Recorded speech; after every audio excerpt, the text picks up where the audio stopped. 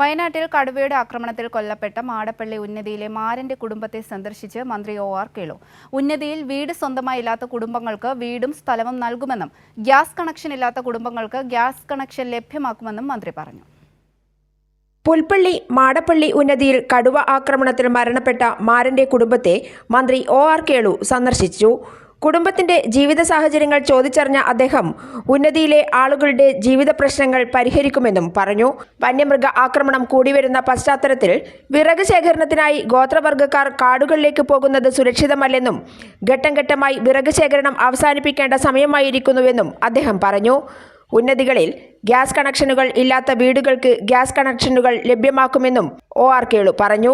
വിറകിന് പോയപ്പോഴാണ് ഈ കടുവ കാട്ടുന്ന ആക്രമണം ഉണ്ടായിട്ടുള്ളത്.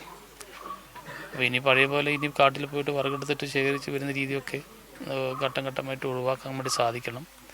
അപ്പോൾ എല്ലാവരും ഈ ഗ്യാസ് ഉപയോഗിക്കുന്ന രീതിയിലേക്ക് വരണം എന്നുള്ള ഒരു നിർദ്ദേശമാണ് ഞാൻ കൊടുത്തിട്ടുള്ളത്. ഗ്യാസ് കണക്ഷൻ ഇല്ലാത്ത കുടുംബത്തിന് ഗ്യാസ് കണക്ഷൻ കൊടുക്കുന്നതിന് വേണ്ടിയിട്ടുള്ള ഒരു നടപടി നമ്മൾ അടിയന്തരമായിട്ട് നമ്മൾ സ്വീകരിക്കും. അതേസമയം 37 കുടുംബങ്ങളാണ് 17 വീടുകളിലായി മാടപ്പള്ളി ഉന്നതിയിൽ കഴിയുന്നത്.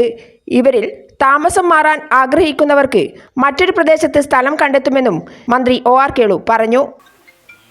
37 കുടുംബമാണ് ഉള്ളത്. 17 കുടുംബത്തിന് മാത്രമേ ഇവിടെ വീടുള്ളൂ. അപ്പോൾ കുറേ കുടുംബത്തിനിടെ ഭൂമിയില്ല എന്നുള്ളതാണ് പറഞ്ഞിട്ടുള്ളത്. അപ്പോൾ ഇവിടുന്ന് മാറി താമസിക്കാൻ തയ്യാറാവുന്ന കുടുംബത്തിന് മറ്റ് പ്രദേശങ്ങളിൽ ഭൂമിയൊക്കെ ലഭ്യമാക്കി അങ്ങോട്ട് ഭൂമി കൊടുക്കുന്നതിന് വേണ്ടിയിട്ടുള്ള ഒരു നടപടി അടിയന്തരമായിട്ട് നമുക്ക് സ്വീകരിക്കാൻ വേണ്ടിയിട്ട് സാധിക്കും.